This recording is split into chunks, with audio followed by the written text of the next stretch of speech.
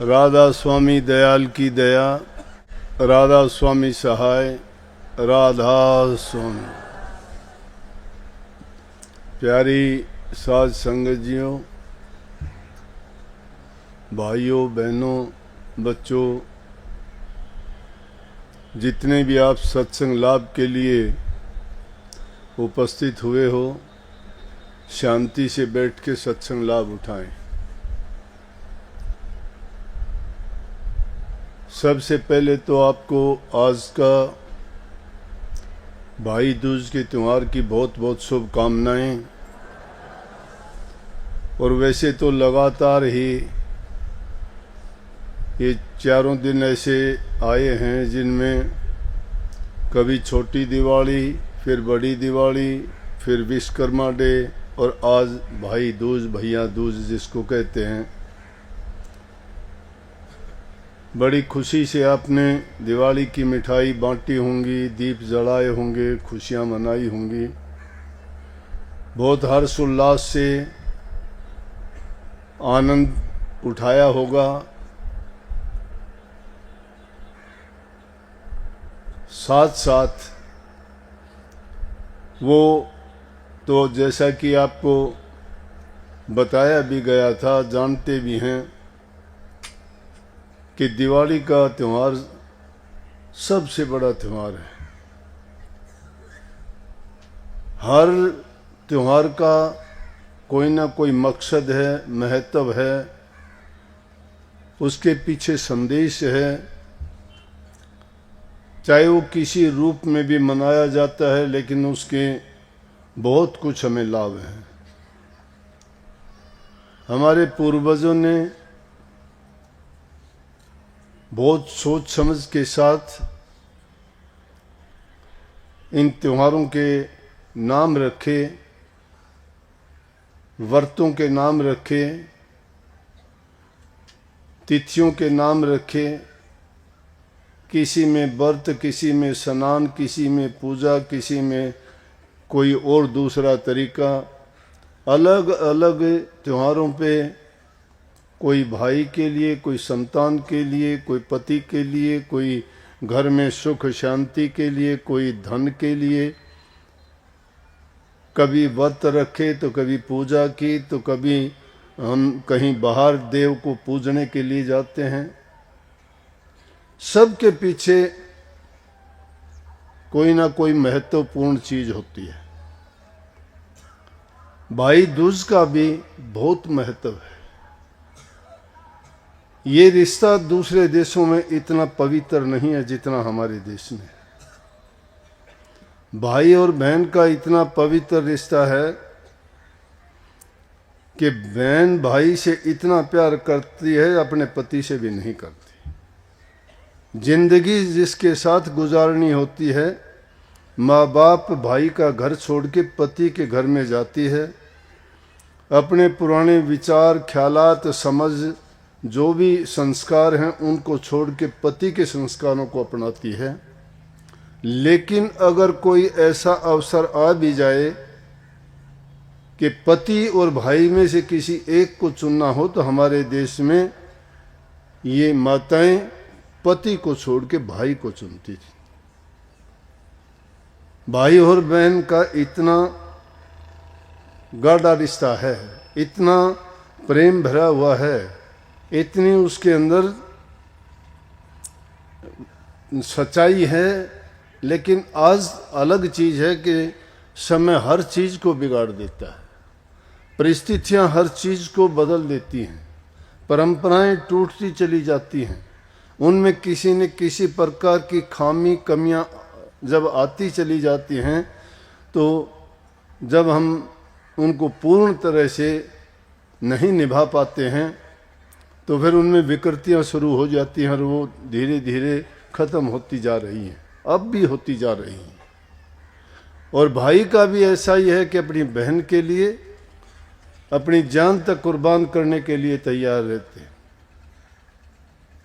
बल्कि बात इतनी अच्छी नहीं, मैंने एक जगह ये बात सुनी थी, रिश्ते के लिए बहुत अच्छी बात है। किसी लड़की ने लिखा कि अगर भाई हो तो रावण जैसा हो। देखो रावण को हम राक्षस कहते हैं, हर प्रकार के पाप उसने किए, कितना बुरा किया, आज भी उसके पापों का अंत नहीं आया है। हर साल उसके पुतले बना के जलाते हैं। लेकिन उस बहन ने क्या कही बात कि भाई हो तो रावण जैसा हो, कि अपनी बहन के लिए अपने सारे राज्य को खत्म करवा दिया। इसमें रावण और राम का सवाल नहीं, इसमें सवाल रिश्ते का है कि एक बहन और भाई का रिश्ता कितना है कि भाई ने अपना सब कुछ सर्वनाश इसलिए कर दिया कि उसकी बहन की बेइज्जती की गई थी। उस दृष्टि से ना देख के भाई बहन के रिश्ते से अगर देखा जाए तो भाई और बहन का इतना रिश्ता है कि भाई बहन की किसी भी प्रकार की पीड़ा, दुख, तकलीफ, दर्द को सहन नहीं करते थे, चाहे उनको खुद को कितनी भी परेशानी क्यों ना उठानी पड़ो। आज के दिन व्रत नहीं रखती होंगी, लेकिन पुरानी कहानी तो ऐसे ही अनेकों कहानी बनाई जाती हैं। वो इसलिए बनाई जाती हैं ताकि इन बहनों को सुनने से और भाइयों को सुनने से उनके रिश्ते में कमी नहीं बल्कि और ज़्यादा वो मजबूत होते जाएं। इसलिए सत्संग सिर्फ नाम भक्ति का जिक्र नहीं है। सत्संग हमें हमारा व्यक्तिगत जीवन से लेके पारिवारिक जीवन हमारा कैसा होना चाहिए, सामाजिक रिश्ते हमें कैसे निभाने चाहिए, क्योंकि उनके बिना हमारे घरों में मन में शांति नहीं रहती। और जहाँ शांति नहीं है, जहाँ प्रेम नहीं है, वहाँ भक्ति इंसान कैसे कर सकता है। अब आप में से भी काफी लोग आके, एक भाई ने कहा भी था मुझे, बोले ध्यान नहीं लगता।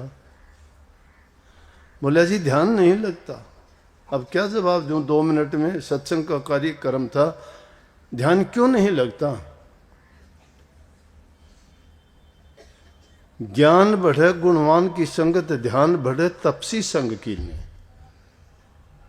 ज्ञान तो गुणवान इंसानों के पास बैठने से बढ़ता है, और ध्यान तप करने वाले संतों के साथ बैठने से ध्यान लगता है। हमारा संग किसके साथ होता है। इसलिए मैंने कही कि जब घरों में शांति नहीं है, मन में शांति नहीं है, मन में तो कुछ और लड़ाइयाँ चलती रहती हैं, विरोधी बात पैदा होती रहती हैं, कुछ का कुछ भरा हुआ है। नाम भक्ति की बात छोड़िए, जिसको नाम मिल गया। तुलसीदास ने तो बहुत कमाल की बात कही है कि तुलसी इस संसार में 5 रतन है सार, संत मिलन, हरि भजन, दया, दान, उपकार। ये 5 चीजें हैं। तो मैं कहता हूं ध्यान किसका नहीं लगेगा मेरे पास, फिर आके बताओ। हम सिर्फ बातों को सुन के कहते हैं कि ऐसा करना चाहिए, मेरे से होता नहीं। होता क्या, कोई वो चीज कहीं और से आके आपके ऊपर आपकी जेब में डल जाएगी, और कहीं से नहीं आना, वो आपके पास आपको ही करना पड़ेगा। नाच न जाने बावड़ी के आंगन टेढ़ा। अरे नाचना नहीं आता तो आंगन को टेढ़ा क्यों बताते हो, अपनी टेढ़ाई दूर कीजिए ना। इसका मतलब हम में कोई ना कोई कमी है जिसके कारण से हम उस रास्ते पे नहीं चल पा रहे हैं। कहीं तो हमें चिंता है अपने धन दौलत की, कहीं चिंता है घर बार की, कहीं चिंता है बच्चों की शादी की, कहीं उनकी पढ़ाई की, कभी और किसी के लेने देने की। कितने, क्योंकि गृहस्थी आदमी हैं। इसलिए मैं इन चीज़ों पे जोर दे के कहता हूं कि जब तक आदमी को मानसिक शांति नहीं है, पहली चीज है इंसान को मानसिक शांति हो। दूसरी चीज घरों में आपस में प्यार प्रेम हो। जिस घर में प्यार प्रेम नहीं है वो नरक के समान घर होता है। वहां भक्ति का नाम जिक्र करना भी बेकार है। हाँ, एक रस्म निभाने के लिए आप गुरु के पास भी चले जाते होगे, नाम भी ले लेते होगे, लेकिन उस नाम के लेने से आपको मिलेगा क्या। क्योंकि उस कहीं जब आप ज़रूरतें हैं, जो आवश्यकताएं हैं, जो उसके लिए कंडीशंस हैं, उनको जब तक पूरा नहीं करते हो तो नाम और ध्यान कैसे लग जाएगा। जिस घर में बूढ़े बुजुर्ग की सेवा नहीं होती हो, उनके वचन की पालना ना होती हो, उनको तो हम मन में आता है, जबान से वो बोलते हैं, उनकी दुख तकलीफ पीड़ा में उनकी कोई मदद सहायता नहीं करते। जब ऐसी हालात गुजरती है तो वो कहाँ से ध्यान लगेगा?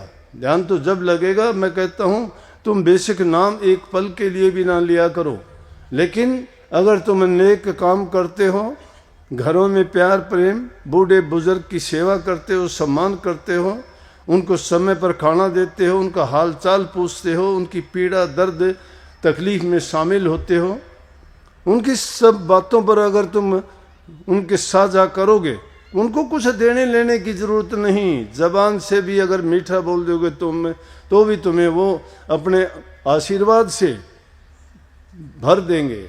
तुम्हारे सब दुख दर्द तकलीफ के लिए खुद पीड़ा उठा लेंगे। कितने आशीर्वाद देते हैं। रस्म रह गई, अब तो रस्म रहेगी। कहने को बहू आती है घर में, सास भी कहती है, मुंह दूसरी तरफ होता है, हाथ इस तरफ होता है, उसके हाथ छूती नहीं, और कहती है बूढ़ सुहागन हो, दूध दानाइए, पुत्ता पड़िए, तेरे भाई भतीजे जीते रहो। बात दोनों की है नहीं कुछ भी, सास बहू वाला नाता भी नहीं है। आशीर्वाद दिए ना, बहुत दिए, भाई भतीजों के लिए भी कह दिया, पति के लिए भी कह दिया, लंबी आयु के लिए भी कह दिया, तंदुरुस्ती और स्वास्थ्य के लिए भी कह दिया, लेकिन ये आवाज़ मन से नहीं आई। अगर यही आवाज़ दिल से आएगी तो मैं कहता हूँ कि वो चीज़ उस इंसान के लिए कवच का काम करती है। गुरुओं के पास है क्या? क्या है गुरु के पास? गुरु के पास यही ताकत है, उन्होंने अपने शुद्ध मन से उस नाम की सिद्धि कर रखी है। शुद्ध और पवित्र मन से जब एकांत में आप शांत चित्त होकर उस नाम का सुमरण करते हो और दुनियादारी की बातों को एक तरफ छोड़ देते हो, उन बातों को एक तरफ भुला के जब करते हो, संकल्प सिद्धि आप में आ जाएगी, दृष्टि की सिद्धि आप में आ जाएगी, वचन की सिद्धि आप में आ जाएगी। जो भी संकल्प उठाओगे सभी पूरे होंगे, लेकिन ये नहीं कह सकते आप मेरा ध्यान नहीं लगता। आदमी का ज्ञान घटे नरमूढ़ की संगत, नरमूढ़ की संगत करने से आदमी का ज्ञान घटता है, और ध्यान घटे धन में चित्त दीने। धन में जिसका चित्त चला गया उसका ध्यान घट जाएगा, ध्यान उसका दूसरी चीजों में चला जाएगा। और मान घटे नित्य पर घर जाए, दूसरे के घर रोजाना जाने से उस इंसान का मान घट जाता है। बिना बात के, बिना जरूरत के किसी के घर में रोजाना जाके अगर बैठ जाओगे, कुछ दिन के बाद में आप बुरे लगने लग जाओगे। तो इन चीजों की ओर हम गौर ही नहीं करते हैं और सब ढूंढी पीटते हैं। नाम ले लो, नाम ले लो, तर जाओगे, तुम्हारे पाप कट जाएंगे, तुम्हारी 84 छूट जाएगी। नहीं छूटती, ऐसे 84 नहीं छूटा करती। पवित्र हृदय नहीं है, विचार आपके शुद्ध नहीं है, आपका व्यवहारिक जीवन अच्छा नहीं है, झूठ कपट का तो जीवन जीते हैं एक तरफ, और दूसरी तरफ प्रभु का नाम लेके तर जाना चाहते हैं। वो नाम है इतनी पवित्र चीज है, पवित्र मन के बिना कहीं ठहरती नहीं, आएगी नहीं वो। अरे घर में भी तुम शुद्धता के लिए कभी चौका लगाते हो, कभी झाड़ू निकालते हो, कभी साफ धोते हो। जब उनको इतनी सफाई करते हो, शुद्धता को देख के तुम्हें मन से कितना अच्छा लगता है, लेकिन कभी मन की शुद्धता के लिए चिंता करते हैं क्या? हर आदमी को पहले अपने आप को झांक के देख लेना चाहिए, लेकिन इंसान समझता नहीं है, समझता नहीं, जानता नहीं है, क्योंकि संसार के पदार्थों की दौड़ के पीछे इसको दूसरी चीजों से फुर्सत ही नहीं मिलती है, उन कामों में ही लगा हुआ है और वो पूरे करते नहीं, जिंदगी बीत जाती है, करते करते जिंदगी बीत जाती है, लेकिन एक भी चीज उसके हाथ पल्ले नहीं आते, क्योंकि फोकट धर्म पकड़ कर जुझे बुझे ना सब जुगत पारा, पानी मथे हाथ कछु नाहि, छीर मंथन आलस भारा। जिन बातों में मन मरता था उनमें मन को नहीं गारा, जीव अकाज कहूं मैं क्या क्या, बाहर भर में भो जा रहा। ये दुनिया की चीजों में भरमता फिरता है, जिंदगी के बारे में जानते हैं, लेकिन समझता कब है इंसान? जब लग जरा रोग नहीं आया, जब लग काल गिरसी नहीं काया, जब लग बिकल भई नहीं बाणी, भज ले रे मन सारंग पानी, अब नहीं भजी भजी कब भाई, आवे अंत न भजिया जाई। ये तेरी ओसर ये तेरी वार, फिर नहीं पावे ऐसा वार, फिर ऐसा समय नहीं मिलना है। ये मनुष्य चोले की महत्व बताया है, लेकिन इंसान समझता कब है? जब शरीर में रोग आ जाए, तकलीफ आ जाए, परेशानी हो, जब राम को, इष्ट को, गुरु को, धर्म को, सबको याद कर लेगा, सबको मत्था रगड़ लेगा, सब देवताओं को याद कर लेगा।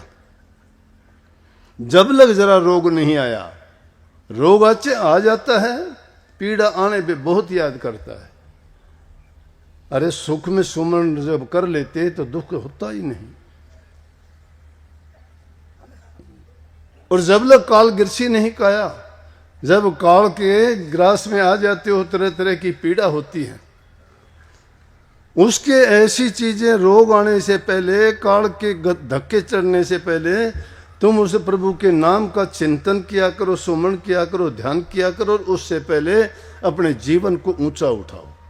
ये धन साथ नहीं जाना है आपके किसी का भी। कितने राजे महाराजे जिन्होंने धन दौलत की को जोड़ा, वो उनको क्या मिला? धन जोड़ने का कोशिश ना करो। धन किसी चीज से जीत के तुम बड़े नहीं बनोगे, किसी के तन को जीत के नहीं बनोगे, बल का गर्व अभिमान हो जाएगा। अगर जीतना चाहते हो तो किसी के मन को जीतिए। मन को किसी को जीत लोगे, उसमें कोई धोखा नहीं है। मन जीता जाता है प्यार के मंत्र से। प्यार है, जब तुम्हारे दिल में, हृदय में प्यार है, तुम्हें देखते ही दूसरे इंसान के भी मन में प्यार होगा। 4 दिन की जिंदगी है, इसमें कोई कुछ लेके नहीं जाएगा, लेकिन इंसान अपनी अकड़ में पता नहीं क्या सोचने लगता है। जिस इंसान के दिल में धोखा और कपट है ना, और जो सोचता है कि नहीं मैंने ये नहीं करना, मैंने नहीं जाना, मैंने नहीं, तुम अगर रोकना चाहते और वो जाना चाहता है, उसको जाने दीजिए, रुकेगा नहीं वो। जो इंसान नहीं रुकना चाहता, तुम उसको रोकना चाहोगे, नहीं रुकेगा। आज रोक लोगे, कल को जाएगा।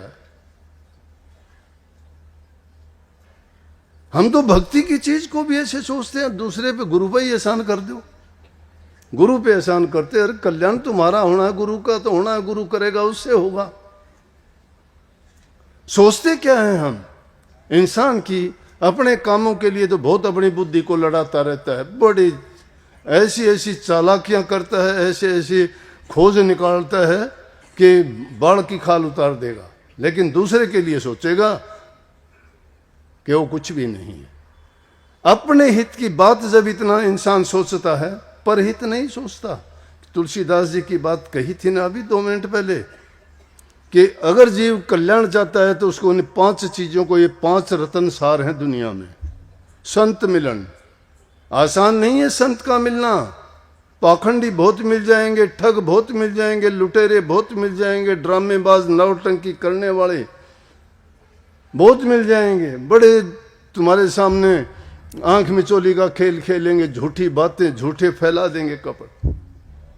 क्या का क्या कहेंगे कि मेरा ध्यान लगता है, मैं धुन सुनता हूं, मैं शब्द में रहता हूं, मैं ये करता हूं। पाखंड लुटेरे हैं, भोले जीवों को ऐसी ऐसी बातें बता के, संसारी जीव हैं बेचारे, ये इनको फुर्सत ही कहाँ ऐसा सोचने के लिए, इतनी ज्ञान समझ भी नहीं है। ये सोचते हमारे से अच्छा है, प्रभु की भक्ति करता है, इसने नाम की कमाई कर रखी है, इसके पास शक्ति होगी, ताकत होगी। उसकी है क्या? उसके पास चालाकी। ऐसी चीजें जो दिखाता है वो गुरु नहीं। गुरु तो शब्द, जब तक शब्द भेदी गुरु नहीं मिलता, जीव का काज नहीं होता, अकाज हो जाता है। पाखंडी गुरु मिल जाते हैं, ठग गुरु मिल जाते हैं, लुटेरे गुरु मिल जाते हैं, जो अपना कारोबार, अपना धंधा, अपना व्यापार चलाते हैं। झूठ कपट का खेल इन जीवों के। जीव बेचारे सोचते हैं कि मेरा इसमें कल्याण होगा, मेरा हित होगा। इसलिए कहिए कि संत मिलन, अगर संत मिल गया तो जीव का धोखा नहीं है। संत मिलते ही जीव का कल्याण हो गया, समझो। जीव संत की दृष्टि जो अगर संत है तो उसकी दृष्टि में शक्ति है, ताकत है उसके वचन में, नाम की कमाई की है उसने। ऐसा गुरु जब मिलेगा तो समझो कि तुम्हारा कल्याण होगा। और जो गुरु लिपा पोती की बात करता है, डर लगता है उसको, कभी मेरा शिष्य ना चला जाए, कभी मेरा ये ना छूट जाए, कभी मेरा वो ना हो जाए। अरे वो डरते हैं, शिष्यों का क्या हित करेंगे वो। ऐसे गुरु को छोड़ने में देर नहीं करनी चाहिए, नहीं तो बहुत अकाज हो जाएगा। जीवन बड़ा कीमती है, वक्त गुजर जाएगा, फिर नहीं मिलेगा। पहली चीज कही कि संत मिलन और हरि भजन। दूसरा सार यह है कि हरि का भजन करो। लाख काम, करोड़ों काम छोड़ के भी प्रभु की भक्ति करो। उस मालिक के एहसान देखो, अपने ऊपर कितने एहसान हैं, हमें कितनी कितनी अच्छी चीजों से नवाजा है। कीमत समझो हमारे शरीर के अंगों की, ज्ञान इंद्रिय और कर्मेंद्रियों। कितनी सोच है इंसान की। परमात्मा ने सब कुछ बना के अपने आप को गुप्त रखा, लेकिन इंसान ने फिर भी उसको खोज लिया, फिर भी ढूंढ लिया उसको। किस चीज से ढूंढा? अपनी सोच से, अपने विचार से, अपनी शक्ति से। प्रभु ने उसको शक्ति दी और शक्ति दे के ये कह दिया कि अगर तू खोजी होगा तुझे मिल जाऊंगा। और जो खोजी सच्चे बन के चलते हैं, खोज करते हैं, उनको मिलते हैं, उनके गीत गाते हैं हम। इसलिए वो हरि भजन में ये शक्ति है। जो हरि भजन में लग गया, उस संसार के जो ये प्रपंच से उनसे छूट जाता है। किसी की आलोचना नहीं करना, कोई करता है अपने ढंग से करता है। पूजा करने वालों को पूजा करने दीजिए, उनका वही धर्म है। वो हमारे से लाख दर्जे अच्छे हैं, अगर वो सच्चे मन से पूजा करते हैं तो। ठग लुटेरे हो जाते हैं जिसके पल्ले कुछ भी नहीं, घर घर मांगना खाना शुरू कर देते हैं।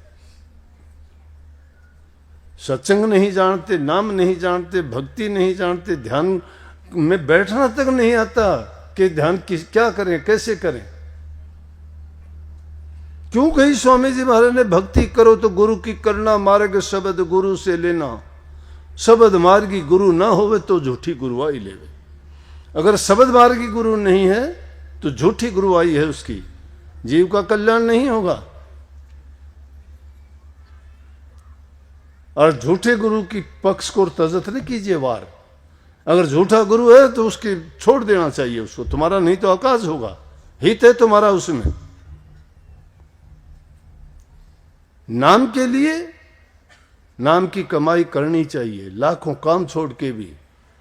ये चीजें हर इंसान वो काम कर सकता है जो दूसरे इंसानों ने किया है। सारी चीजें मन में हैं, सब कुछ जरूरतें हैं, मानता हूं। गृहस्थी हैं, चिंताएं हैं, संतान की है, दुख दर्द की है, बीमारी की भी है, हमारी जरूरतें हैं, सामाजिक प्राणी हैं। लेकिन कुछ समय के लिए उन चीजों को दिमाग से निकाल दिया करो। ये ध्यान लगाने का तरीका बताता हूं। सब चीजों को भूल जाया करो। अब नहीं भूलोगे तो एक दिन भूलना पड़ेगा। सोते वक्त भी तो भूलते हो सारी चीज, नहीं भूलते क्या? अरे सोने जब जाते हो तो सब भूल जाते हो, तुम्हें पता ही नहीं होता क्या हो गया। सुबह को देखते हो कोई चोरी कर ले गया, कोई कुछ हो गया, कहीं बिल्ली ने दूध बखेर दिया, कहीं तुम्हारे घी का कुछ हो गया, कहीं तुम्हारा और दूसरी चीजें उठ गई, क्योंकि पता ही नहीं था आपको। जब सोते वक्त सारी चीजों को भूल जाते हो, ध्यान भी उसी प्रकार से एक सोने जैसा है, लेकिन उसमें हमारी सूरत चेतन शक्ति जागृत रहती है। क्योंकि अंदर के नज़ारे और चीजें जो देखने का काम करती है, अगर वो सोने में उसमें इतना अंतर है, उसमें तो हम एकदम भूल जाते हैं सब कुछ ही, कि हमें ख्याल ही नहीं रहता। यहां सिर्फ जानबूझ के भूलना है दुनियादारी के बारे में, लेकिन अंदर में जागना है। इसीलिए संतों ने, कबीर साहब जी ने कहे कि सोवतड़े नर गए 84 जागत न जुग जीत्या। सोवतड़े नर का मतलब क्या है? जो संसार की चीजों में फंसे हुए, वो सोए हुए हैं, ज्ञान नहीं है उनको, भूले हुए हैं। और जाग कौन गया? जिसको ही ख्याल आ गया कि मेरे जीवन का सार ये है कि मैं भक्ति करूं, इंसानी चोले को सफल बनाऊं, जन्म मरण के बंधनों से मुक्त हो जाऊं। ऐसे ही बंदी छोड़ नहीं कहते, संतों को कहते हैं, हे शब्द गाते हैं, गाने गाते हैं बड़े, कहते हैं बंदी छोड़ सतगुरु मिले बंदी छोड़। बंदी छोड़ जानते हो? बंद जो बंधा हुआ है छोड़ माने जो छुटा दे, वो गुरु बंदी छोड़ कहलाता है, जो शिष्य के जन्म जन्मांतर के कर्मों के बंधों को काट दे।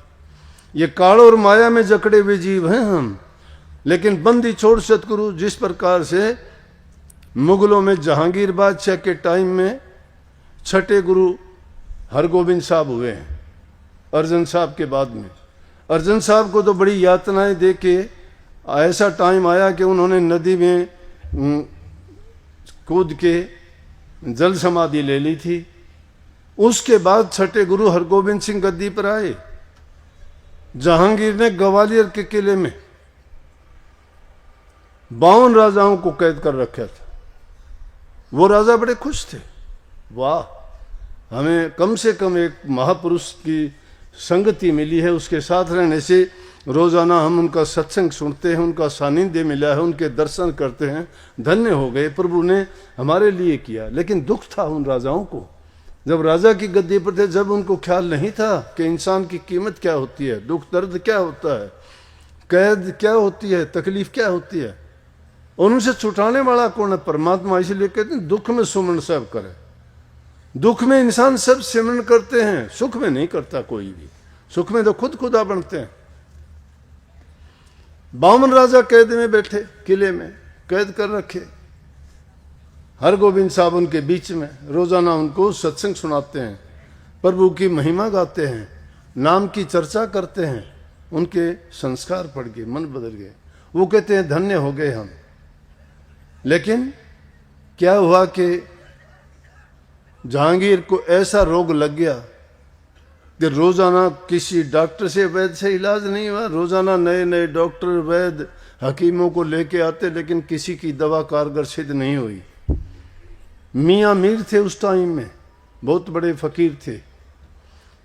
मियाँ मीर को बुलाया गया। मियाँ मीर से पूछने लगे कि राजा की इस हालत का ये कारण क्या है? बोला कारण तो मैं बता दूंगा अगर मानो तो। बोले कि हाँ, कि आपने किसी महापुरुष को कैद कर रखा है, जिस प्रकार बाबर ने गुरु नानक साहब को जेल में डाल दिया था। तो उनको याद आई कि हाँ भाई, हरगोबिंद साहब को डाल रखा है। वो किसी के कहने से। इन महात्माओं के साथ भी दुनियादारों ने बहुत जुल्म किए हैं, लेकिन उनकी बुद्धि ऐसी है, जिनकी बुद्धि ऐसी होती है, वो काल के बनाए हुए जीव होते हैं। वो उनकी रक्षा करने के लिए साथ रहेंगे, करते रहेंगे, उनका काम है ये। उनको समझाने से भी नहीं समझेंगे, क्योंकि वो भी अपना कर्तव्य निभाते हैं। मालिक ने उनको इसीलिए भेजा होता है कि तुम्हारा काम यही करना है। इसीलिए तो जहाँ देवता आते हैं वहाँ राक्षस भी उनके साथ तरह तरह के कोतक रचने के लिए तैयार रहते हैं। तो ऐसा ही हुआ। मियाँ मीर कहने लगे मैं बता तो दूंगा, लेकिन राजा को जचे तब ना। जहांगीर को जचेगी क्या? जहांगीर से कहने लगे, हाँ। ने बोला क्यों नहीं जचेगी, बताओ आप क्या बात है? किसी महापुरुष को कैद किया आपने और आप ठीक नहीं हो सकते। महापुरुष आपको कोई भी किसी प्रकार का श्राप नहीं देगा, लेकिन महापुरुषों के सताने से तुम्हें कष्ट आते रहेंगे। बचेगा नहीं, तू नहीं, तेरी संतान को आएगा, तेरी पत्नी को आ जाएगा, तेरे घर में और किसी को आ जाएगा, क्योंकि चिंता तेरे दिमाग में उन चीजों की रहेगी। किसी महापुरुष को कष्ट देने का कारण ये है। उसने फटाक दे ही समझ लिया कि हाँ भाई ऐसा है। बोला चलो, चिट्ठी लिख के आदेश भेज दिया कि हरगोबिंद साहब को छोड़ दिया जाए। जब हरगोबिंद साहब को छोड़ने का हुक्म आया तो दूसरे लोग कहने लगे, वाह, आज तक इस जेल से हमें किसी को जिंदा तो जाते हुए नहीं देखा। आप पहले आदमी हो जो यहां से ठीक ठाक छूट के जा रहे हो। लेकिन सारे जब ये कहने लगे तो उसने कह दिया, संतों को यूं बंदी छोड़ कहते हैं। वो जीवों के बंद कटाने के लिए आते। बोला इतने दिन तक मेरे साथ रहे हो। वो कहने लगे हमारा भी कोई इंतजाम करो, बाहर जाने के बाद हमारा भी कुछ छुटाने का आप करना। आप छूटे हो तो आपकी कोई न कोई खास बात है। न बोले बाहर जाने के बाद तो जब करूंगा मैं यहां से जाऊंगा। राजा का, जहांगीर का आदेश आया, उसने कह दिया मैं नहीं जाता। ये और भी तो राजा कैद कर रखे, क्यों कैद कर रखे? इनकी भी कैद छुटवानी है, इनके भी बंद कटवाने हैं मैंने। अब जहांगीर को परेशानी होगी कि उसको ना छोड़े तो उसका रोग ठीक नहीं हो, और वो जेल से आना ही नहीं चाहता कैद से। तो उसने कह दिया कि आप ऐसा करो कि आपके जो चोला है उसको पकड़ के जो बार आ सकेगा वो सारे बार आ सकते हैं। हरगोविंद साहब ने संतों के पास जुगत होती है, उन्होंने कहने लगे 52 कली का मेरा चौका सिलवा के लेके आओ। 52 कली का चौका सिलवाया हरगोविंद साहब ने, सबको वो लेके पकड़ लो सब। और जब किले से जेल से बाहर आए तो 52 राजा जेल से छूट गए, क्योंकि राजा का हुक्म था जो पकड़ के आएगा। तब से उनका नाम बंदी छोड़ पड़ा, तब से उनका नाम बंदी छोड़ हो गया कि हरगोविंद साहब बंदी छोड़ राजा। उसके बाद संतों ने भी इस शब्द का प्रयोग करना कि संत बंदी छोड़ होते हैं, ये जीव के बंध छुटाने के लिए संसार में आते हैं। उन्होंने तो सिर्फ एक राजा की जेल से छुटाए थे, लेकिन संत वो शक्ति रखते हैं कि वो काल की जेल से, माया की जेल से इस जीव के बंध कटवाने के लिए आते हैं। तो सतगुरु बंधन काटन आए री, कोई कटवाना चाहे, जो कटवाना चाहता है ना उसके बंधन कट जाते हैं, जरूर कटते हैं। लेकिन उस जीव में भी उसके ख्याल और विचार जब तक पवित्र नहीं होते, जब तक वो संतों के वचन को नहीं मानते, संत कहते हैं कि हरि सिमरन के सिवाय तेरा कोई मददगार सहायता नहीं है। दुनिया में हमने देख लिया सतगुरु बिन तेरा और नहीं। सतगुरु के सिवाय और कौन है बोलो? जिनकी ओट लेते हो, जिनके लिए खोटे मंदे कर्म करते हो, जिनके लिए पाप कर्म, चोरी ठगी करते हो, बेईमानियां हेरा फेरी करते हो, ये तुम्हें धोखा देंगे, सब धोखा देंगे। जिसका जितना भला करोगे उतना बड़ा दुश्मन हो जाएगा, बताऊं मैं आपको। और दुख इसी बात का होता है, दूसरा कोई करता है कोई नहीं। अंग्रेजी में कहा O God save me from my friends I will see my enemies, कि परमात्मा मेरे दोस्तों से बचाना मुझे, दुश्मनों से तो निपट लूंगा मैं। दुश्मन का तो पता है दुश्मनी करेगा, घातक आदमी वो है जो साथ में होके घात करता है। इसलिए संत जो कहते हैं उस बात को अपने हृदय में जो रख लेता है और उसकी पूरी पालना करता है, वो है नाम का अधिकारी। नाम तो ले लिया गुरु से, ये पता ही नहीं नाम का भी। आज भी ऐसे ऐसे महान मूर्तियां मिली मुझे कई कई साल के बाद में देखने को। मैंने ही पूछा क्या हालचाल है, बोले ठीक है। नाम ले लिया, पता ही नहीं। दिन नहीं पक्ष मास नहीं बरसा, कभी न गुरु दर्शन को मन तरसा। दिन मास बरसों की बात नहीं, कदे गुरु दर्शन के लिए उनको मन में ही नहीं आती बात। क्यों आएगी? गुरु से क्या लेना? गुरु से मतलब तो होता तो जरूर गुरु को खोज लेते, फिर तो बताते कि मैंने 1997 में आपसे नाम लिया था, अब तो मैं बॉम्बे से रिटायर होके आ गया। होता है ऐसा। दुनियादारी के काम प्रथम हैं, भक्ति सबसे बाद में है। इसीलिए हरि भजन प्रथम होना चाहिए। अगर वो है तो हमारे सारे काम सीधे हैं, सब कुछ हमारा अच्छा है। लेकिन उसको तो सबसे बाद में याद करते हैं। उसको अगर पहले याद करें, मन बड़ा जालिम है, नहीं समझता है ये। उनको ये बातें भी बुरी लगती हैं जो उनके हित की होंगी, क्योंकि उनके विचारों के विरुद्ध बात होगी, ये उनके विचारों के अनुसार नहीं है। चोर को चोरी के नुक्ते बता दो, तुम्हारी आके पीठ थपथपाएगा कि शाबाश आपने सही बताया तरीका। लेकिन ये कठिन रास्ता है, विकट बाट है, ये मंजिल बड़ी दूर है, पास में नहीं है। उस पर चलना कांटों की सेज, नहीं चला। बड़े कठोर साधना करनी पड़ती है इसके लिए। बड़ा कठिन है दुनियादारी के इस झमेले से निकलना। लेकिन जो गुरु का हो गया उसको चिंता नहीं है। तुम गुरु के होके देखो, तुम्हारे सारे काम अपने आप होते चले जाएंगे। तुम तो अपने आप पर भरोसा करते हो, गुरु पे थोड़ा करते हो। गुरु पे भरोसा करो फिर तुम्हारा बुरा हो जाएगा ना। दिखावे के लिए तो गुरु के हो, लेकिन मन से तुम अपने हो। तुम्हें और ही लोग ज्यादा प्यारे हैं, गुरु नहीं। सत्संगन से हेल मेल नहीं, जग जीवन संग रखता प्रीत। अरे मन नहीं आई प्रतीत, गुरु की नहीं आई प्रतीत। गुरु पर भरोसा यकीन आ जाता तो ये उनसे ही दोस्ती, उनसे ही मित्रता, उनका ही प्रेम, उनका ही गुणगान, उनकी याद, उनका ही संग, उनकी सोबत रहती। लेकिन सोबत तो दुनियादारों की, गुरु के पास तो अच्छा नहीं लगता। गुरु की बात अच्छी क्यों लगेंगी, उसके विचारों के उलट है। लेकिन ये दूसरी बात थी कि प्रथम है सतगुरु का मिलना, दूसरा है नाम का जपना, और तीसरा है दया। जिस इंसान के दिल में दया है, ये सार है, जीवन का सार है दया। दया के बिना सिद्ध कसाई है। जिसके दिल में दया नहीं है, रहम नहीं है, तो उसका दिल में प्रेम नहीं आ सकता। प्रेम नहीं है, वहां भक्ति नहीं हो सकती। भक्ति वहां होगी जिसके दिल में दया, धर्म का मूल है। धर्म का मूल ही दया है, जिसके हृदय में दया है। दया जीव पर, हर जीव में अपना सा जीव सब हमको समझे, सब जीवों को अपने जैसा समझे, उसको जरूर अविनाशी मिलता है, परमात्मा जरूर मिलता है। और दया राख धर्म को पाले, जग से रहे उदासी। दया राख धर्म को पाले, सब धर्मों को। धर्म क्या है?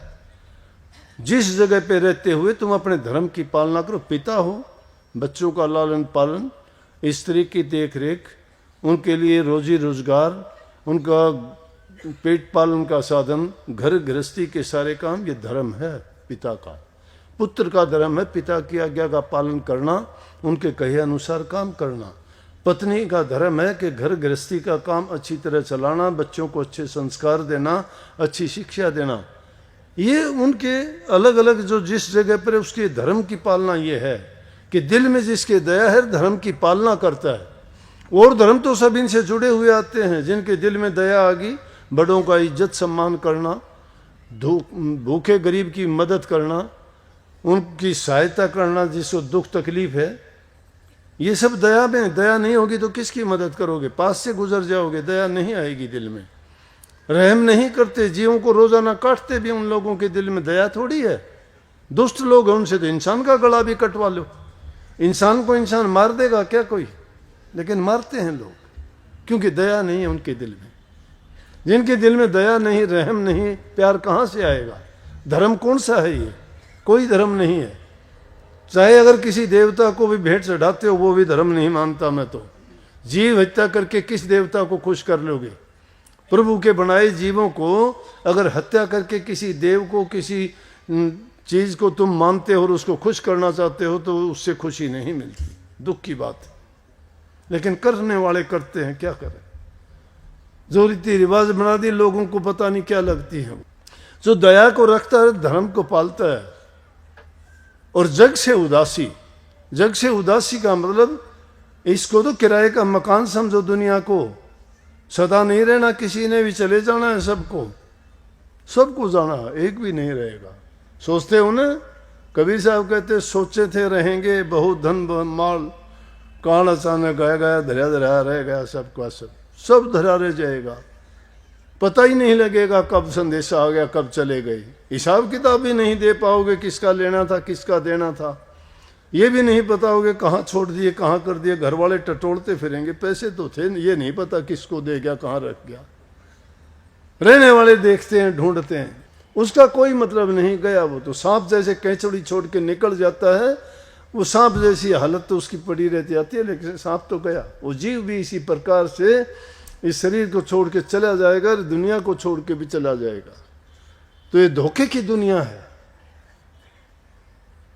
तो जग से रहे उदासीन, अपना सा जीव सब का जाने।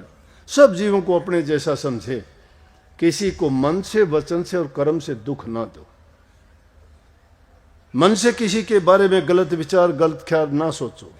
अगर तुमने मन में गलत सोचना शुरू कर दिया, कचरा भर लिया तुम्हारा दिमाग में, बेचैनी हो जाएगी, चैन चला जाएगा, नींद चली जाएगी, खान पान चला जाएगा, उसी का ताना बाना दिमाग में चलता रहेगा। तो किसी के बारे में बुरा ना सोचो और जबान से किसी को बुरा मत कहो। कटु वचन तो ऐसा है कि अगले को जला के राख कर देता है, लेकिन मीठा वचन ऐसा है कि उसको मंत्र मुग्ध कर देता है, अपना बना लेता है। तो वाणी मीठी बोलनी चाहिए। वाणी ऐसी बोलिए मन का आपा खोए और उनको शीतल कर आप भी शीतल होए। वाणी तो अनमोल है, जो कोई जाने बोल, ये तराजू तोल कर फिक मुख बारा खोल। मुख को जब खोलो अपने हृदय में उसको तोल लो, सोच लो कि मैं जो बोलना चाहता हूं बोलूंगा, इसका परिणाम क्या होगा। एक शब्द सुखरास है, एक शब्द दुखरास, एक शब्द बंधन कटर, एक शब्द गले फांस। शब्द शब्द में भेद है, शब्द शब्द में भाव, सोई सतगुरु बंद ये जो शब्द बताओ दाओ। शब्द शब्द में भेद है।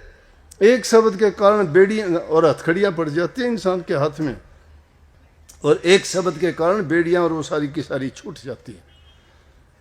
एक शब्द ही तो द्रौपदी ने बोला था दुर्योधन को। यहां कुरुक्षेत्र के मैदान में, यहां से थोड़ी दूरी पर 56 करोड़ यदुवंशियों का नाश एक कटु वचन के कारण हुआ था। इतनी सी बात कही थी कि अंधे की संतान अंधी होती है। इस एक वचन का इतना बुरा परिणाम निकला था। 56 करोड़ यदुवंशी 18 दिन में सब के सब बर्बाद हो गया। दिया जलाने वाला नहीं रहा। तो जबान से किसी को बुरा मत बोलो। घाव किसी को दे दोगे, चोट लग जाएगी, वो घाव भर जाता है। किसी को कटु वचन बोला हुआ जिंदगी में कभी खत्म नहीं होगा, वो जिंदा रहता है, वो कभी भरता नहीं। स्वामी जी महाराज का कटु वचन मत बोल, तेरे भले की कहूं, तेरे हित की बात कहते हैं कि तुम कटु वचन मत बोलो।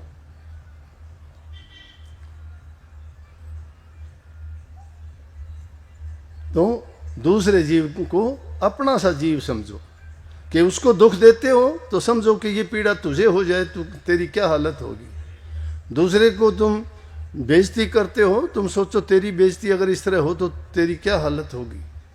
किसी की कोई चीज़ चोरी या आगे पीछे से करते हो, अपने ऊपर लागू करके देखो कि तेरे साथ अगर ये हो जाए तो तेरी ज़िंदगी में क्या होगा तेरा।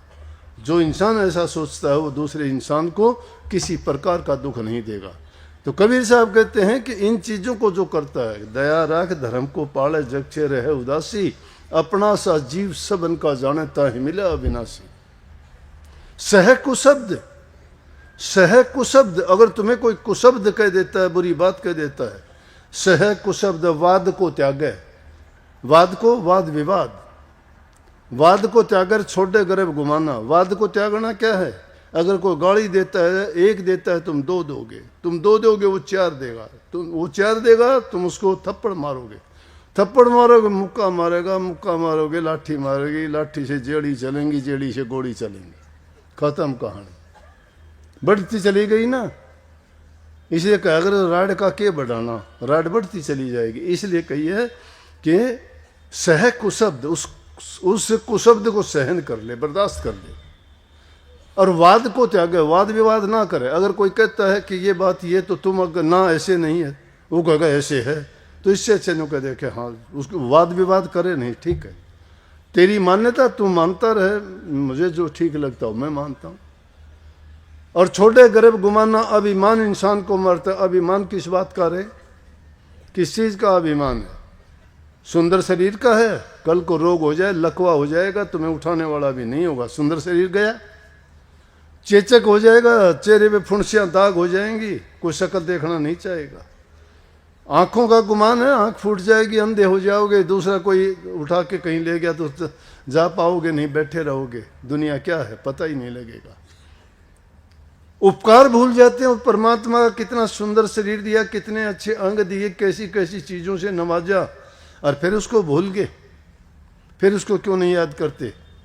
इसलिए अभिमान नहीं, सह कुशब्द वाद को त्याग छोड़े गर्भ गुमाना, सत्य पुरुषता ही को मिली। जो इन चीज़ों का त्याग कर देता है, उसका ध्यान नहीं लागे तो मन नहीं। फिर तो कबीर साहब ने दोष दियो। कबीर साहब कहते हैं, मैं तो उनकी बात बताऊँ आपको आगे, मेरी ना मानो, उनकी तो मानोगे। मैं तो दूसरे की बात, जो महापुरुष से चारों युगों में आए, कुल मालिक के रूप थे, उनकी बात मान लो। मैं तो उनकी बात आपको तक पहुंचा रहा हूं कि उन्होंने ऐसा बोला है कि उनको सत्य पुरुष जरूर मिलता है, और मुझे यकीन है हाँ मिलता है, मैं इस चीज का गवाह हूं, मिलेगा। लेकिन सोच हमारी अच्छी होनी चाहिए। हमारी अगर सोच अच्छी नहीं है तो इसलिए कही है कि भजले रे मन सारंग पानी, अब नहीं भजसी, भजसी कब आई? जब अब नहीं भजोगे फिर कब भजोगे? बूढ़े होके। बुढ़ापे में तो कुछ नहीं कर पाओगे, चीजें भी दूसरे से मांगोगे। जैसे एक भाई मेरे पास आया था, बेचारा खड़ा होके कहने लगा बैठ नहीं सकता, गोडे गए। तो उस हालत में कैसे भजोगे? बोलो। जब पैर कब्र में लटक जाएंगे फिर प्रभु को याद करोगे क्या? जो इंसान कर सकता है वो स्वस्थ शरीर में, और जब सब कुछ करने लायक होता तभी कर सकता है। तो वो मौका अभी है, सब चीज हमारे पास है। बिना कुछ सोचे समझे गुरु जो वचन सुनाता है उसको हृदय में मंत्र मान के, और ये सोच के कि ये बात मेरे लिए कही गई है, टाला मत करो। ये ना कहा करो ये इसके लिए नहीं, ये उसके लिए ना, सबके लिए। शब्द तो गाते हैं कि मेरे सतगुरु सेल समान बाण मेरे मारा है। बाण तो कह के मेरे मारा से, बाण लागण तो को नहीं देन देता, हम बाण तो थारे मारे से, बाण तो दूसरे का निकलने लग रहे, उसके लग गए हो। तो मैं तो भला सच्चा हूँ, ईमानदार हूँ, मैं तो भजन करता हूँ, मैं ये बात पूछूं को नहीं कदे भी, मेरा ध्यान लगे है। सबका लगता है, जब ये बात कही जाए तो सबका ध्यान लगता है, सबका सुमरण बढ़ता है। कईयों की समाधि तो सत्संग में ही लग जाती है। एक आदमी कहने लगा अपने योगी से, बोला जी हमारे वहाँ सत्संग में जाते हैं ना और डी में बैठते हैं, उनके बहुतों का ध्यान तो सत्संग सुनते सुनते लग जाता है। मैं बोला भाई योगी उससे यूं पूछना था तुम्हारे ध्यान में बैठने का तरीका ही क्या है? संतों ने तो ध्यान में बैठने के तरीके के लिए 3 चीजें जरूरी बताई हैं। कबीर साहब कहते हैं, नानक साहब कहते हैं, मौलाना रूम कहते हैं, मेरे पास प्रमाण है, जो पूछना चाहो बताऊंगा। आँख कान मुख मूंद के नाम निरंजन ले। तुम आँख कान कैसे मूंदते हो? आंखों पर ये पर्दे डाल के तो बंद हो गए, मान लिया। कान कैसे बंद हो गए? उनमें रुई ठोक ली, रुई ठोक ली तो सत्संग नहीं सुनते आप। अगर सत्संग सुनते हो तो ध्यान क्यों कर लग गया? ये बताओ, डिस्टर्ब तो होने लग रहे सो। सत्संग करते करते कोई खांस दे तो भी कहते हैं कि क्यों तुम मेरा बिगड़ डालता है, सुनने देना। और जब वो लौट जाते हैं वहां सुनते हैं, उनकी समाधि कैसे लग गई? तो देखो कितना पाखंड और कितने झूठ, सत्संग ही झूठ बोलते हैं। मैं बताया करता हूँ, हमारे ज़माने में रात के सत्संग होते थे, सत्संगी तो थोड़े होते थे। अच्छा दिन में काम करते, रात में पूरी रात सत्संग होता तो हमारी भी आंख लग जाती। एक आधा भगत तो वो भी झूठा पक्का हमारे में भी बहुत होता। वो कैसे? कि वो बैठे बैठे यूँ सोने लगता, जाग आ जा तो यूँ देख ले, नहीं तो फिर अपना। अब हमने दोहरे, एक तो इंसान को उबासी आनी शुरू हो जाओ, सब ने उबासी आनी शुरू हो जाएगी। अरे एक नींद आनी शुरू हो जाओ, सबको नींद आनी शुरू हो जाएगी। मगर उसको कहते कि भाई तू सोना यार, सत्संग से सत्संग होना है, हमने भी नींद आओगी तुम देख के। तो उसने अगर यूँ छेड़ते ना कि बोलना तो सब ने बेरा पट जा, डिस्टर्ब हो। आज तक उसका हाथ लावा तो न्यू देख के मैं न्यू कहा मैंने डिस्टर्ब ना करे, मेरा ध्यान लग रहा है। सत्संग में ध्यान क्यों कर रहा है? नींद में लग रहा है ध्यान तेरा, तो वो ध्यान ना लगाया करो। ध्यान लगाना तो बहुत आसान से, सब चीज़ों में ध्यान लगाते हो तुम। बताओ किस में? खाने में तुम ध्यान लगाओ, सोने में तुम लगाओ, जागने में तुम लगाओ, नहाने में तुम लगाओ, चुगली निंदा में तुम लगाओ, और नाम में ध्यान क्यों नहीं लगाते? नाम में ध्यान अगर लगाओगे तो खूब लगेगा भाई। ये बहाने ना ढूंढा करो। जो इंसान ये बहाने ढूंढता है ना, वो यूँ समझ लो कि वो तो दोहरा पापी हो गया। एक तो झूठ बोल रहा, मन में कपट लिया आया, कपट भी पैदा कर लिया, झूठ बोल गया, तो फिर सच्चा कब बनेगा? भक्ति सच्चाई का नाम है। सत्य गुरु कहते हो सच्चा है, सत्य नाम कहते हो, नाम भी सच्चा है। सत्य देश कहते हो, देश भी सच्चा है। तो हम झूठे क्यों कर पहुंचोगे बड़े? इसलिए उस झूठ बातों की ओर ना गौर करके अपना जो सच्चाई के साथ बर्ताव किया करो। कुछ नहीं बिगड़ता, सच्चे रहोगे कुछ नहीं बिगड़ता। तुम्हारा मालिक साथ देगा, सतगुरु साथ देगा, सतनाम साथ देगा। सत्य वाणी बोलो, सत्य का निशाना बांधो, सतगुरु की वचन की पालना करो। सत संग में बिना किसी दूसरे ख्याल को लेके सिर्फ सत्संग सुनने के लिए आओ। यहाँ नहीं कदे उरे बैठे भी चिंता करते हो, ताली भूल गया, ये हो गया, वो हो गया, काम छोड़ के आई थी, कदे ये गड़बड़ हो गया। कुछ नहीं होता। जिसके भरोसे छोड़ के आए वो तुम्हारी रुखाड़ी करेगा, अगर सच्चे हो तो। अगर झूठ बोल के आए हो तो गराड़े भी कूटेंगे। कई बार ये माता बहन करे हैं, झूठ बोल के आ जा, कह दे, बालका ने भी कह देने कोई जितरे माम्या गई थी मैं। झूठ क्यों बोलो, सच्चे बोलिया करो। अगर घरवाला मना करता है उसको लेके आओ, उसको बोलो कि चल सत्संग में। अगर तेरे को बुरा लगे तो मैं कभी नहीं जाऊंगी। अगर सत्संग तेरे को अच्छा लगे, उसमें सुधार की बात, ज्ञान की बात, जीवन को बनाने की बात, संवारने की बात, शांति की बात मिले तो आप भी मेरे साथ चला करो। लेकिन वो साथ क्यों चलेंगे? फिर तो उसका उल्टा काम हो जाता है ना। इसलिए उन चीज़ों को छुटवाओ, झगड़ा ना किया करो, प्यार से उसको प्यार से समझाओगे। अरे रस्सी के घसने से पत्थर पे निशान गिर जाता है तो तुम्हारे रोज के समझाने तरह घर वाला ही नहीं समझाया जाता के। लेकिन तुम उल्टा रास्ता अपनाते हो, झगड़ा करते हो उससे। वो अगर पी के आ गया तो रोटी कौन नहीं दो, उसने कितने खाट बारे गिर दोगे, कुआड़ बंद कर लोगे, फिर मुश्किल हो जाता है ना। गंदगी से गंदगी साफ नहीं होती। प्यार किया करो, इज्जत सम्मान दिया करो। एक आदमी में आदत है, धीरे धीरे करके उसको समझाओ, छोड़ देगा। ऐसी कोई बात नहीं है, कोई कठिन काम नहीं है। अगर तुम नहीं छुटा सकते, कमी तुम्हारी है। इसका मतलब तुम विरोध का रास्ता अपनाते हो। मन्नत कहिए विरोध त्याग दो, वाद को त्याग के, विरोध को त्याग के अपना बनाओ उसको। दुनिया में दो ही रास्ते हैं, या तो किसी को अपना बना लो और नहीं तो तुम उसके बन जाओ। सुखी रहने के भी दो ही रास्ते हैं। कोई गलती करता है उसको माफ कर दो, तुम्हारे से गलती होती है तो माफी मांग लो, खत्म। बात ही नहीं है कोई भी। लेकिन अड़ जाओगे ना, अड़ियल बैल ना बनो, ना आगे न सरको ना पाछा न सरको, अगला भी दुखी तो हम भी दुखी। इसलिए ये भक्ति बड़ी दिल की पवित्रता में पैदा होती है। अगर दिल शुद्ध है, विचार शुद्ध हैं, जीवन पवित्र है और तुम्हारी नीयत में खोट नहीं है, तो मैं कहता हूं कि तुम्हारा ध्यान भी लगेगा, सुमन भी होगा और अभ्यास भी बनेगा। लेकिन अगर मन में ही खोट भरा पड़ा, जीवन हंसी खेलते हुए, हंसते खेलते हुए, ये नहीं कि ये उदासीन का मतलब ये है कि बुरी बातों से उदास हो जाओ। बाकी तो हंसते रहो। जिसकी जिंदगी में हंसी नहीं है वो क्या खाक भक्ति करेगा? हंसना खुशी का प्रतीक है। खुशी किस दिल में पैदा होती है? जिसके दिल में शांति है, दया है, प्रेम है। जिसके दिल में ये चीज नहीं है तो उसका मुंह देखोगे जब भी वो बस ऐसा मिलेगा, रूखा सूखा सा। तो उस अंदाजा लगा लो कि जो बाहर से यूं रूखा सूखा है, अंदर में सड़ा पड़ा है, वो किसी के काम का नहीं है। इसलिए खूब हंसो, हंसाओ, अच्छे मीठे बोलो, दूसरे को भी सुखी कर दो। अगर आप भी सुखी हो जाओगे तो सबको बहुत बहुत आशीर्वाद।